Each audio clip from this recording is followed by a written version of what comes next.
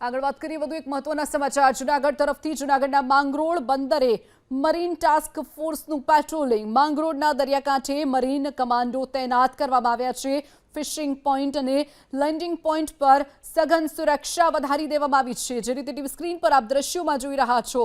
fishing point અને landing point પર સઘન સુરક્ષા વધારવામાં આવી છે માંગરોળના દરિયાકાંઠાના આ દ્રશ્યો છે જ્યાં મરીન કમાન્ડોને તૈનાત કરી દેવામાં આવ્યા છે તો સાથે જ જે માછીમારો છે તેમને પણ સુરક્ષિત રહેવા માટેની અપીલ કરવામાં આવી રહી છે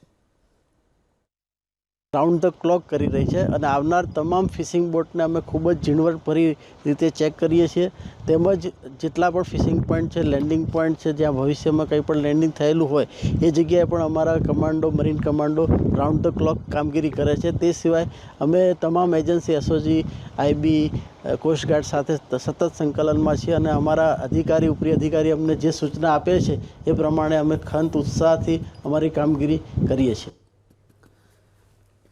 તો જૂનાગઢમાં પણ માંગરોળ બંદરે ટાસ્ક ફોર્સે પેટ્રોલિંગ વધાર્યું છે દરિયાકાંઠે મરીન કમાન્ડો તૈનાત કરવામાં આવ્યા છે ફિશિંગ પોઈન્ટ અને લેન્ડિંગ પોઈન્ટ પર સઘન સુરક્ષા વધારી દેવામાં આવી છે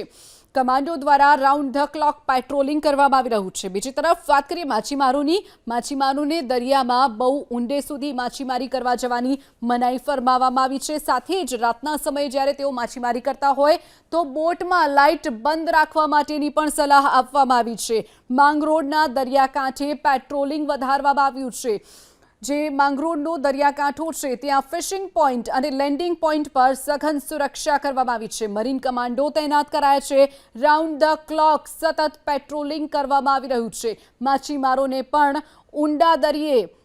માછીમારી ન કરવા જવાની પણ સલાહ આપવામાં આવી છે અન્ય કેટલીક સલાહ માટે જે પરિપત્ર છે તે પણ જાહેર કરવામાં આવ્યો છે રાતના સમયે માછીમારી કરે તો બોટમાં લાઇટ બંધ રાખવા માટેની પણ સલાહ અપાઈ છે